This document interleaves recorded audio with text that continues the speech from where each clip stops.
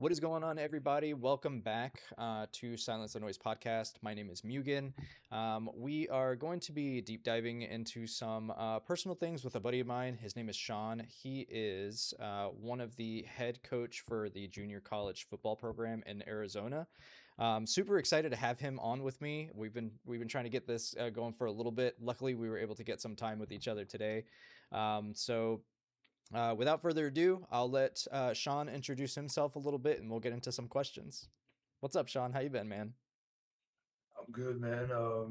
Just excited to do this with you. I know, we've talked a few times and finally able to get it done. Yeah. So it's going to be a pretty good time for sure. Sweet, sweet. So, just real quick, just to kind of let people know about you, like, how long have you been doing football? How long have you been coaching that? This will be my eighth season. First year as a head coach, third year at the junior college level. Um, it's been a roller coaster, that's for sure. I could But I imagine. started all the way at the bottom. JV defensive coordinator at like one rural school, one rural level division in Florida at the high school level. So Oh, that's kind pretty of cool. solid, man.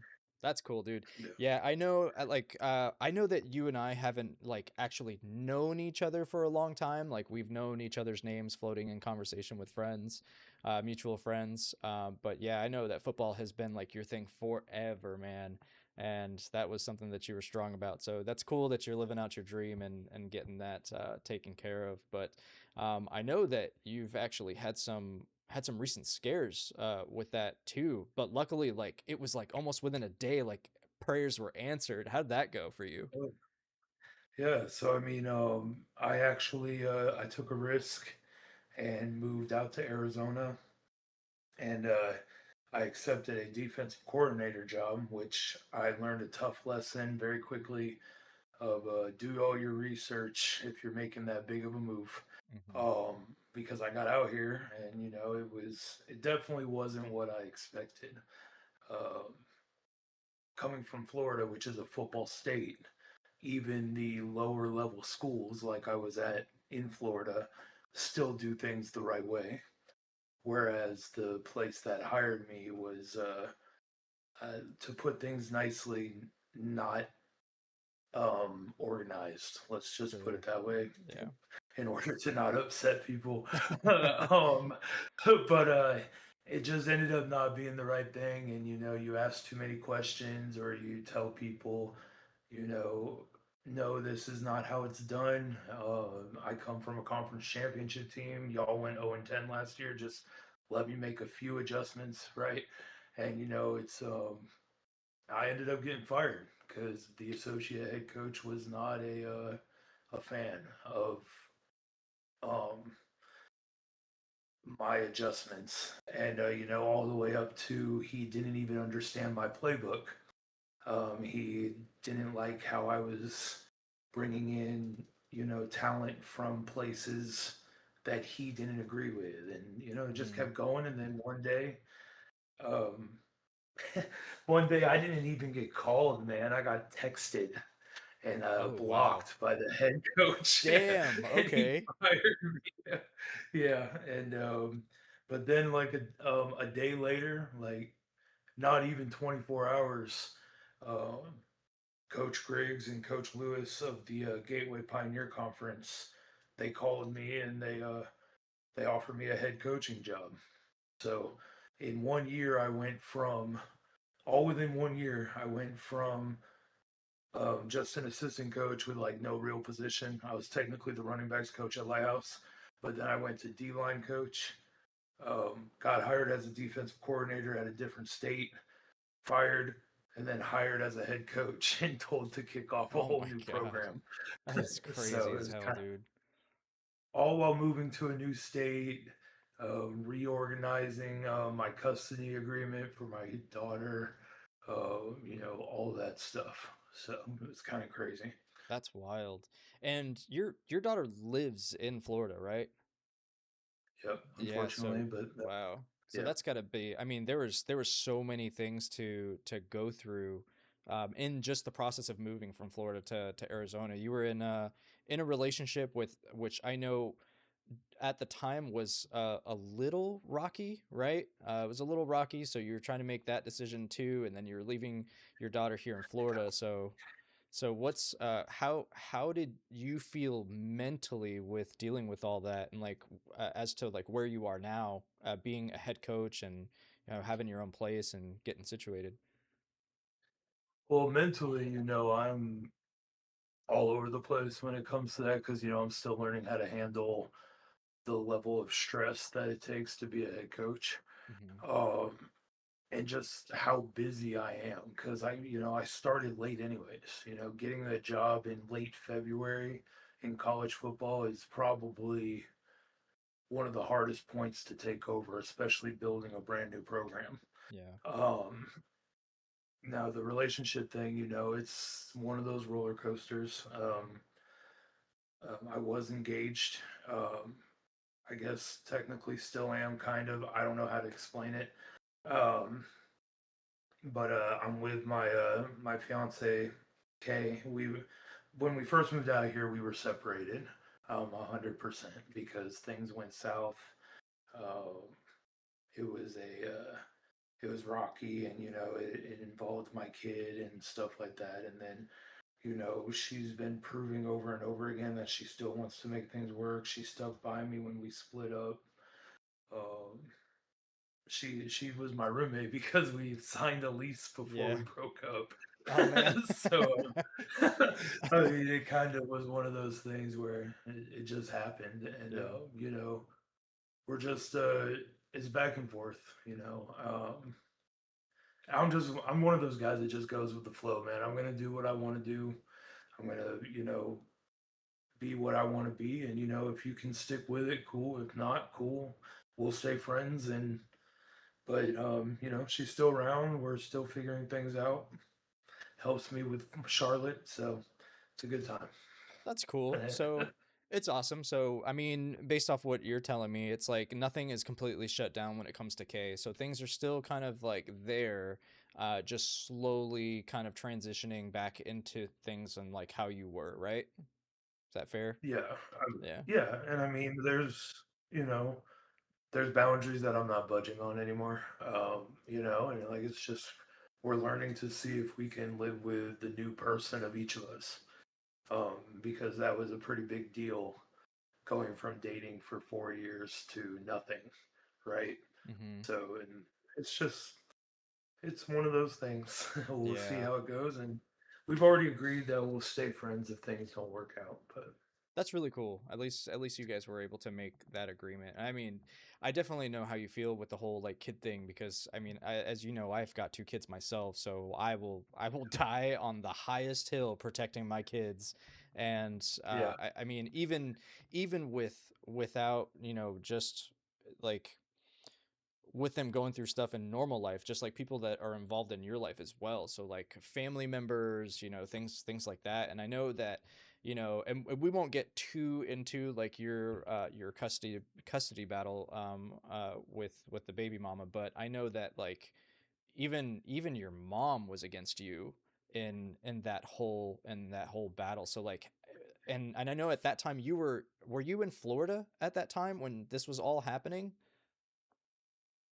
when my mom did what she did, Yeah. yeah, that was a very rough time. Just my word of advice to everybody there out there is blood doesn't make family, and if people know what they're doing, you make the wrong move, it can ruin your life. Um, and I'm just gonna be blunt with it, right? Like I was when me and my ex split up. Um, and this sucks. This sucks to say because it's one of those things where once again I trusted somebody that I 99.9 out of 100 times a young man, especially from the South, is going to trust their own mom. For sure. Yep. And when me and my wife split up, she ended up getting in a lot of trouble when she went away for a bit. And well, she refused to sign sole guardianship to me because we were we were fighting and on the verge of divorce as it was. She had cheated and all that, so it was one of those things where it was already in motion, and she and I agreed to trust my mother, and we signed guardianship over to my mom just until the divorce was complete. Which hindsight's 2020 because I didn't know the ramifications of that, and one day, I saw that my mom was getting a little too she was making decisions that that piece of paper was not meant to make. I.e., taking my daughter out of state during Christmas. Oh Um, wow. taking, she told me that Charlotte got a whooping for um, falling asleep on the couch.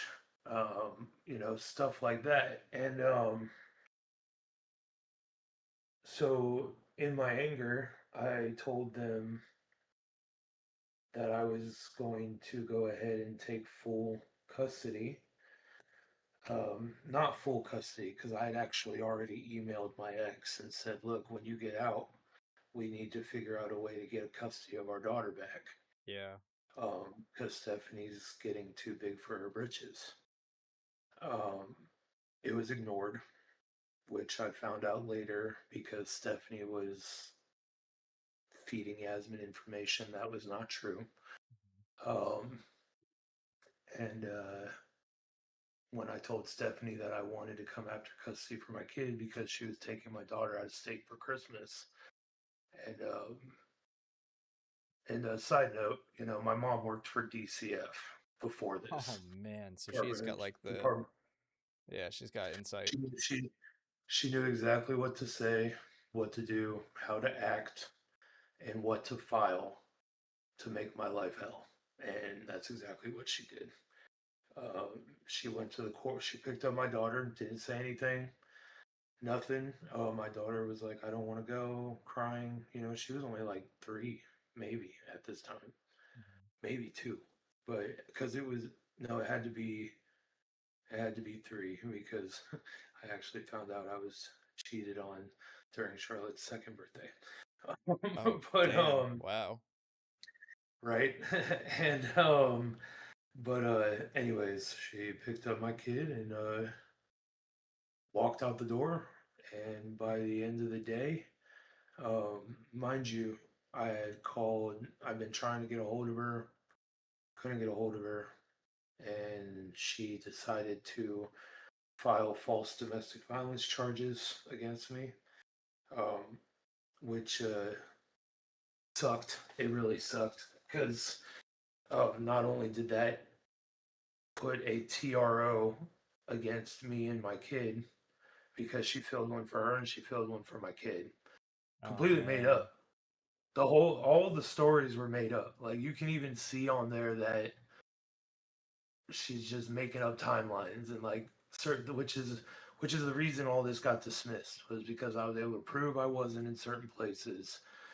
I was able to find witnesses in certain situations that were like, no, it wasn't like that. Like it was just one of those things where, and then she got in court, and I went 11 months without seeing my kid, Damn, that's um, hard.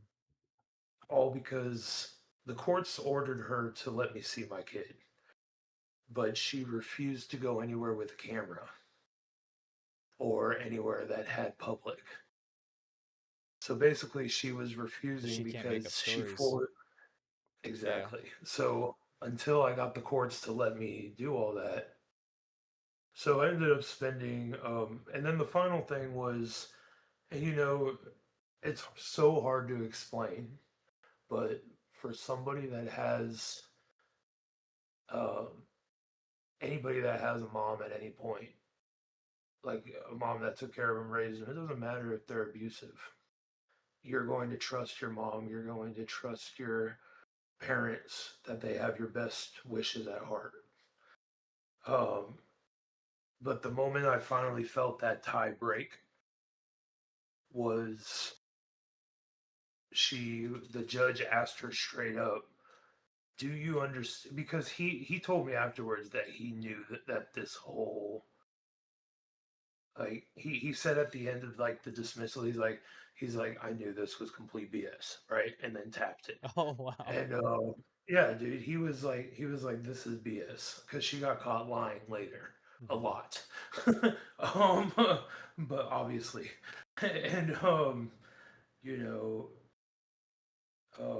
the judge said, do you understand that if he is found guilty, he is not allowed to coach in the state of Florida and will never be able to see his kid again. That's wild. So Mind they you, just got and you good. she stood up in court and said, "Yes, Your Honor, I had to choose between him and my daughter." Whoa. So that was the moment that I no longer had a mom, So and when she said him and my daughter, I'm assuming she's talking about the baby mama, right? Or is she talking I about don't know. Charlotte? I have a sister, but I can only assume she was talking about Charlotte that day Okay. because it was like Kristen wasn't even involved, Hmm. other than that's where they were going for Christmas. Um, Now I found out later that my sister was involved a lot more, so I don't talk to any of my family like at all. Wow. And I've actually found out a ton because after this whole situation and after I got custody, like my fair share of custody back, um, I took kind of like a long hiatus from family and friends. And as you know, I kind of went dark for a while. Hmm. Uh, Not in a bad way, but just didn't really communicate to anybody much. I would just concentrate on work. And once that got to, I found out so much. And then once I got back to where I was talking to family again, not family, I only talked to my Aunt Heather. My Aunt Heather's my godmother. And I found out later that um, there's stuff that happened even at their house with my parents that I didn't even remember because my brain trauma blocked it. Yeah. Like because I remember everything of significance in my life. Like I can literally play it back in my head. So the fact that I don't remember some of this stuff and like she was telling me, it was just crazy, man. Like just looking back, you find out like you realize just how little you meant to somebody. And it sucks so bad. But Damn, dude. That's rough, man. And it sucks because like as a kid you have like that innate feeling that like no matter what your parents are always going to have your back. Like that's just something that it's like encoded in you. Like you just feel like you can count on your mom, you can count on your dad, and I'm sorry dude that you had to go through what you went through with your mom. How is your relationship with your dad? Like I don't nothing. so the day that I got the papers served to me, um, I got them right, Uh-huh. and even the cop that served me knew me, and the cop he goes, "Hey, what's up, Shawn? I got paperwork from Mrs. Houston. Are you around?" And like, cause he called me, and I was like, "Yeah, I'm right down the street. What's up?" And he goes, "I've got paperwork for you, man." I was like, "Okay." So I went to my house. I thought it was from my ex-wife. I thought maybe I was being sued for custody from jail, and I was like, "What?"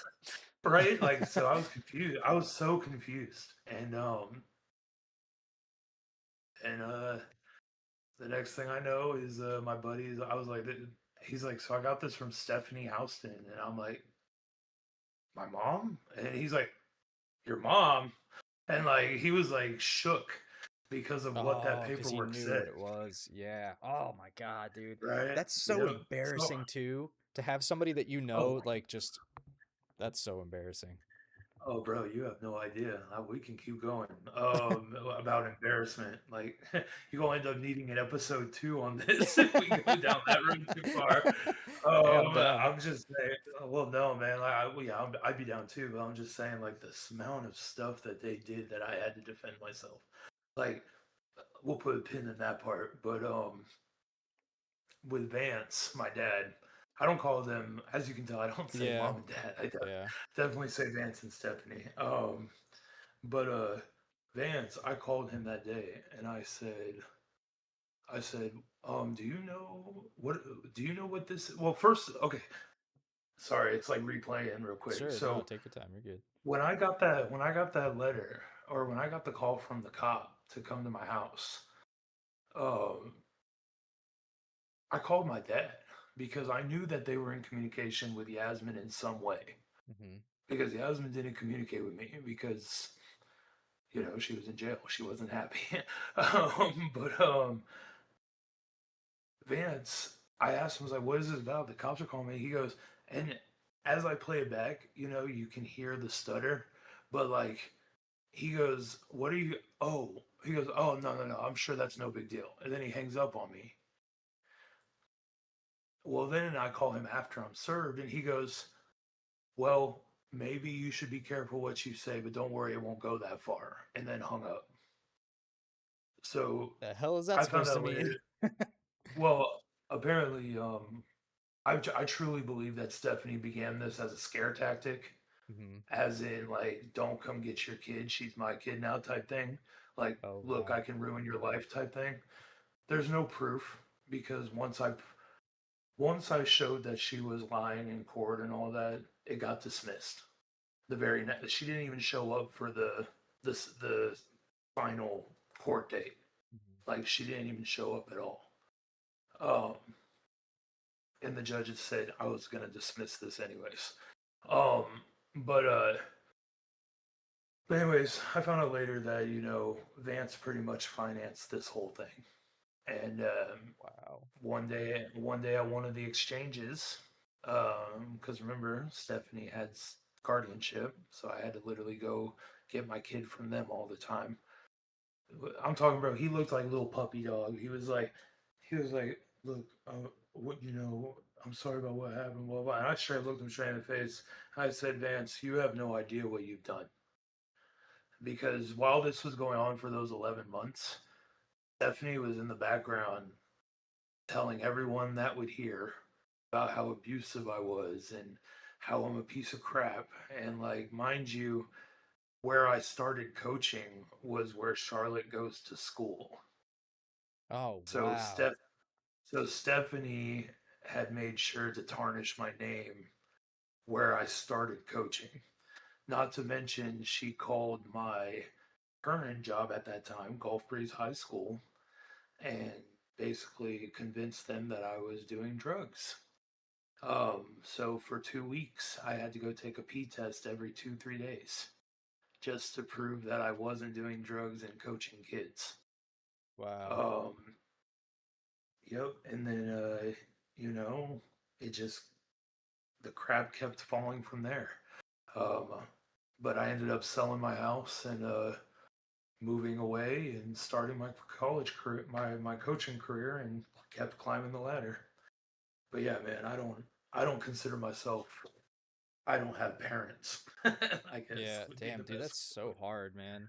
Well, I mean, the good thing is that I mean, you sound like I mean, it's been a while since we've actually talked. I think it's been like a few months that where we actually like sat down and talked like this. Maybe even longer. But it sounds to me like from where you were, because the last time that we talked, in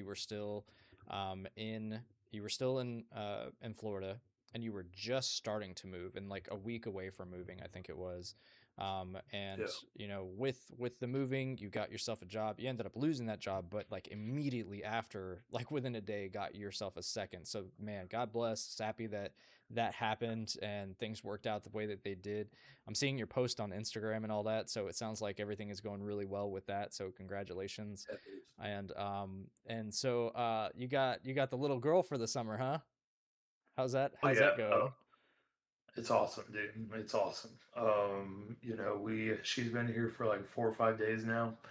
Um, we've got we got so much stuff planned. Like as soon as I finish paying the bills this month, which should be done this later this week.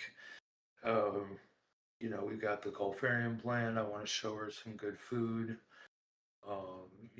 And then my apartment out here, has got a pool, a hot tub. My gym's got a a kids daycare camp thing, so she's having a blast right That's now, cool. and yeah, and she's gonna learn, and she is learning a valuable lesson, though, not to cause problems because it can definitely end up with unwanted consequences.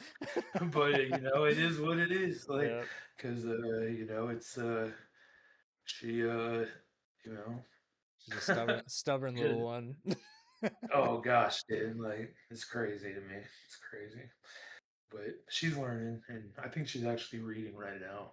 So That's cool, dude. I'm happy yeah, for you. Like that's got to me be too, such a man. great feeling, especially with like all of the shit that you've gone through for the past years. And honestly, like I don't even think we were actually like friends while you were going through this whole deal with like Yasmin and stuff. Well, like we were like acquaintances. Like we knew of each other and like talked like through like Clash of Clans and shit like that. But it wasn't like and actually we even came down to it Oh, like Clash. we were actually supposed to meet out in Vegas when we were all going to visit to James's place, but you ended up that's how you actually ended up meeting Kay. So that's it's funny how that Yeah, whole shit worked out. that was one of those. I was a terrible friend that trip. I was a No, terrible man. friend that trip. I mean, I hung out with everybody sometimes. Yeah. I just got distracted. No, but Yeah. yeah, no, it's yeah, meeting Kay, that was crazy. And then 4 years later, we're still figuring things out. But that's actually why I moved. Not Kay, but I actually moved out here. One of the biggest reasons was I actually get more time with my kid if I live out of state. So Oh, really? getting the job, yeah, getting the job out here was a little bit of a bonus. But yeah, because when I was in Florida, it was only every other weekend, Oh, so and now it you was get only summer for privileges. Hell mhm, yeah, that's what's up. and then half of Christmas, and then every other Thanksgiving, every other spring break. Man, that's awesome. Oh, dude, that's Yep, so good chunk cool. of change. Yeah, you Yep. sure did too. Yeah, it's gotta play chess, my man. Gotta play Yeah. chess. Bro, I can't begin to tell you how proud I am of you because I know that you've Good. been going through a lot of shit mentally. You've got people that it almost feels like every other corner you turn, you have somebody just beating you down. And not once, at least in the time that I've been talking to you, have you stumbled or even quit. Man, like you're even now, like when we first got on the call with each other, I was like, damn, bro, like you look good. Like you're down what you said, 57 pounds? 56, yeah. 56. Damn, even still, bro. Like that's amazing. That's a feat all within itself. Hey man, it's just high protein, low carb, no sugar, and then I have one cheat day a month. Uh, I may be slacking a little bit over the next few weeks though, because with Oh Charlotte yeah. here, I saw I that want to show pizza. her all the good food. Yeah. Hey man, it was good, It looked good, but bro. Like it reminded me of like the Costco pizza. That's what that reminded me of. I was like, bro, that shit slaps. Like it is so oh good. dude, this is my first place I've been with a Costco, and of course they announce one right after I leave Pensacola, but they I had Costco pizza with James the when I first came out here. It was so damn good. Like Bro, what? it's so stupid Like and so bro. cheap too. But that pizza was it was like one of those New York style giant Yeah. slices, Yep. and that was in the airport. I think it was called Fat Sillies or something like that. I don't Sully's? know. Yes. Yes. I had Fat Sully's. Sillies, yeah, Sully's is good. yeah. It was in Colorado. It was in Denver, so it was pretty good. But definitely, definitely, Charlotte. She almost couldn't finish it. That's what was That's funny about the whole thing. Because her nickname's Snack Attack, so if she can't finish something, it's kind of crazy. that's So awesome. That's so cool, for dude. sure. Well, it's been awesome hearing about your feats and I appreciate you sharing some of that traumatic stuff that you went through. I'm sure that this will help somebody push through something that they're going through because man, I'm telling you, if there was anybody that had like everything against them, I mean, out of all the people that I know, it'd be you, bro, because that's a lot to have to gone through, Yeah. especially with your parents. But you're I doing it, bro. appreciate that. Keep fucking doing There it, was man. one there was one thing you told me the other day. I called you and I was actually getting my protein shake and charging my car. And it was something like you said older you if you now could say one thing to younger you, Yeah, what would you say? Right? And you told me to think about that. Oh, do you want my answer? I do. I do want your Oh, answer. I'm curious. I yeah, it actually made me feel feelings when you did that because like you know my brain, man, like it's almost immediate, right? Like Yeah. I think of like a ton of answers. And the one thing was I wanted to tell myself don't just don't be yourself and don't work so hard trying to please them Yeah. because there's no point, Yeah. right? Yeah. Um, do what you need to do, work harder in football grades, whatever you want to do.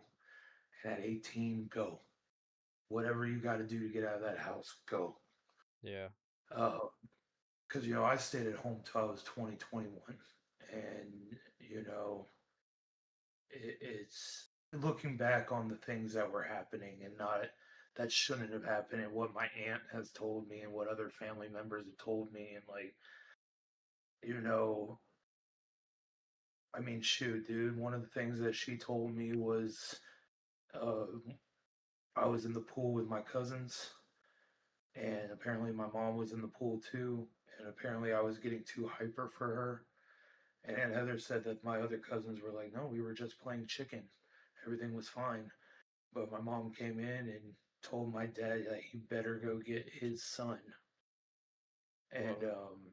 apparently he ripped me out of the pool by my hair and dragged me in the house and whooped me. And I didn't even remember that.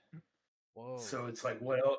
So it's like what else has happened, right? So it's like to pass me, just bear with it, be yourself, and get the hell out of there as soon as possible because your life will go so much better if you just make things work on your own. Yeah. That's And that's hard. That's some hard advice to give. it's just that would be the only case because where else would you go? Yeah. And it's like um, you live in the South, so unless you can prove it, they're not going to do nothing. All they're going to do is call it a spanking. Yep. So That's so true. Hell yeah. That's awesome, dude. Well, thank you for sharing that with me because I mean, I ask myself that, like all the time, like if I can talk to my younger self, like what would I say? And honestly, like a lot of this has come through I have a lot of self-realizations, especially when like I'm in a therapy. Like I'll start talking and they'll ask me a question and I'll be like, "Oh yeah," and I'll start talking. I was like, "Oh shit." I was like, "Yeah. So this is the reason why I act like this, and this is why I have these certain habits." Like it's crazy. Like, bro, like on my desk right now, this is what I have. I have an old school Game Boy Color, right? Bro, I love old those school Game Boy things. Color. I've got Pokemon. Look at this, dude. Look, hold on. I'll pull it out of my desk right now. I've got Pokemon Red, Blue, and Yellow. Like, yeah, you've got your Gengar, bro. It's like it's they asked me, they're like, why do you collect so many things? I said, honestly, I think it has to do with it being just a safe space for me in my life. Like it's not even a matter of like I have to have it. It's just when I'm whenever I was playing my video games or like so that Game Boy Color that I have is not the exact one that I had growing up as a kid. Obviously, I bought that one as I got older, but it's the same color as the first one that I ever had. So 1997 when that thing came out, I got that, and then I also got Pokemon Red version, for Christmas. Yeah. So I was super stoked when that happened, but like I I correlate these things that I have with memories of my past and how I felt in that moment. So like whenever I'm playing video games or like especially Pokemon, dude. Pokemon I've been super hard into recently, but Pokemon like I get lost, bro. Like there's no my wife will talk to me and be like, "Babe, what are we doing for dinner? Babe, what do you want to do?" And I'm just like, "Huh?" Like what? And I mean, it's not a bad thing. I'm just like I'm a nerdy little kid trying to catch shiny Pokemon or trying to find the legendary or like whatever it is that I'm trying to do. But yeah, it's funny because I had told myself, you know, and I bawled my eyes out when I said this. I said, I same question that I asked you, like if there was anything that you can say to like your the past you, your younger you, what would it be? And I told them, or like I told myself, I said, you know, Mikey, like you're loved. Like you are loved. Your parents love you and your parents were there for you. And it's not that they didn't want to be there for you. It's just the life that I was dealt was the life that I was dealt, man. Like we lived, you know, my parents only made but so much money. They struggled. My dad had some extracurricular activities. I'm not gonna lie, you know, sorry, Dad, but you did. And it kind of made things a little harder on, you know, their relationship. So, you know, having my dad being a single parent and then my mom being a single parent, and then the fights that they would have for the custody battles and things like that, like it was all difficult. And I think and I'm not going to speak for you on this, but like for me, like I feel like we're given the lives that we're given, but it's a blessing in disguise because for me, it makes me want to work that much harder in my relationship to keep us together, to where our parents aren't divorced. And then it makes me want to be a better parent than my parents were, because my mom and dad really weren't in the picture until I was old enough to smoke and drink with my dad. And then my mom, I just recently, within like the past 5 years, started to have like a really good relationship with her. So I think that all of the bad things that we had gone through pushed us in a trajectory where it's it's a blessing for like the little ones that we're going to bring into our life. You know what I mean? Cuz like by no means am I ever going to let my kids go through the problems that I went through.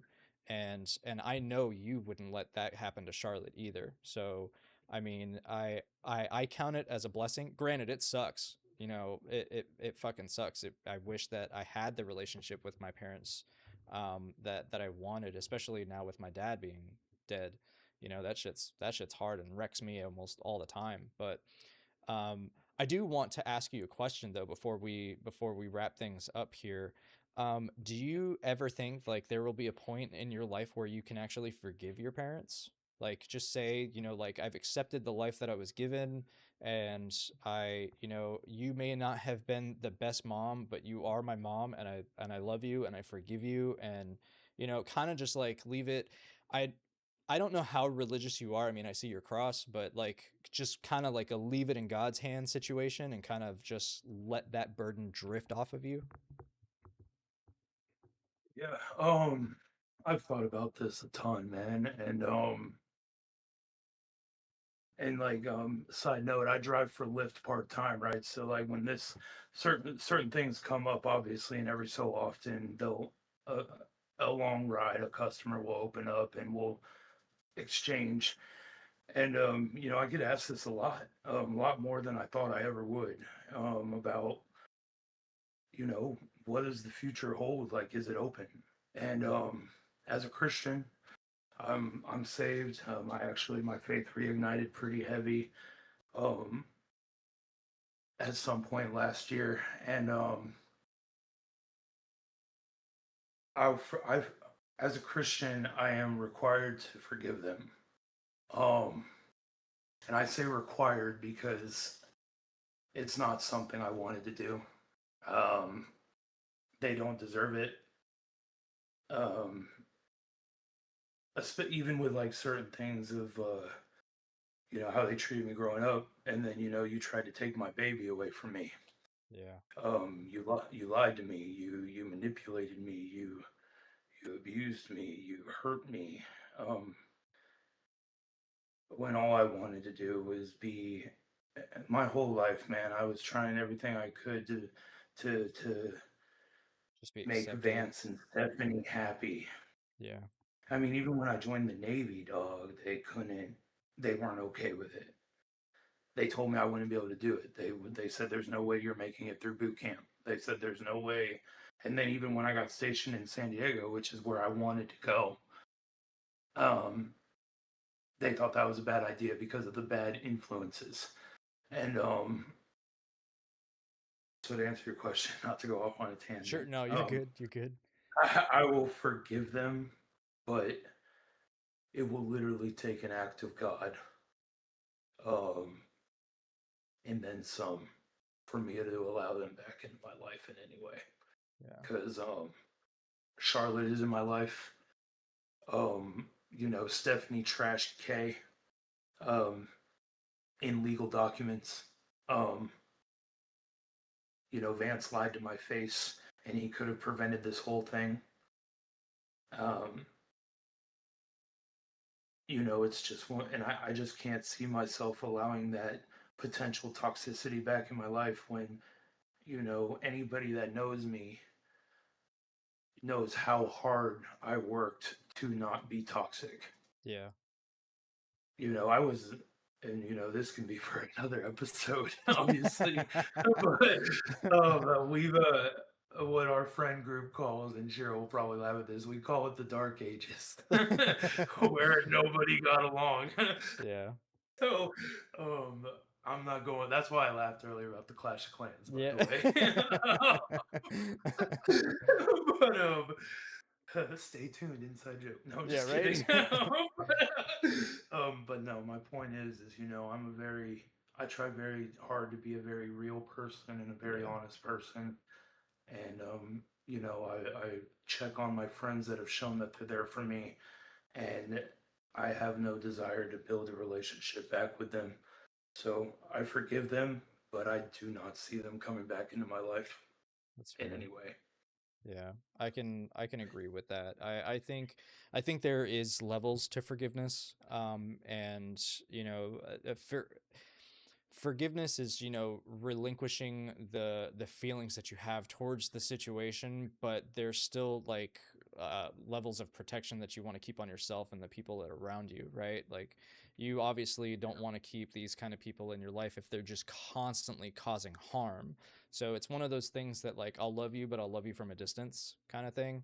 So, but yeah, I definitely get that. I'm actually honestly, I really think a part two would be really cool. So, I mean, whenever you're down to doing a part two, if you want to do one next week or the week after, I'm totally down. Just hit me up and let me know.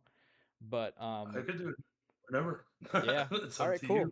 So then I'll hit you up in a text and we'll see what days work better for us. But I honestly I thank you for taking the time to let your guard down and be vulnerable, especially for the people that are going to be watching this. I really think that a lot of this will bring perspective with some people and how other people are going through their own battles. So but bro, with everything that you said, I want you to know sincerely that I love you with all my heart.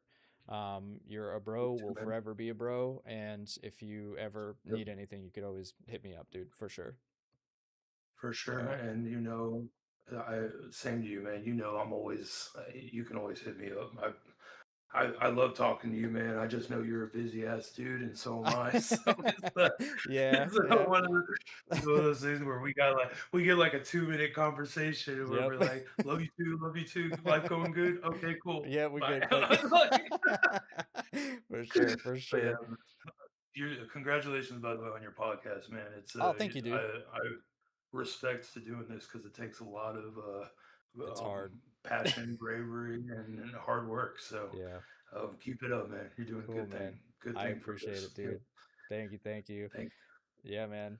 All right, guys. Well, with that being said, I thank you guys for taking the time to tune in. Thank Shawn again for joining us on this Silence the Noise you. podcast. We will definitely be doing another episode, and I think we can probably do a couple of episodes where we can like share things ping pong back and forth. But um, if you guys would like to be part of an episode, you guys could always feel free to hit me up in the my direct messages on Facebook, Instagram, and I think that's it. Actually, those are the two places that you can hit me up at. So let me know if you guys want to join. I'll be more than happy to have you. We can set up a time where both of the times work for you and I. So hope you guys have a wonderful rest of your day. Thank you guys again, and stay safe.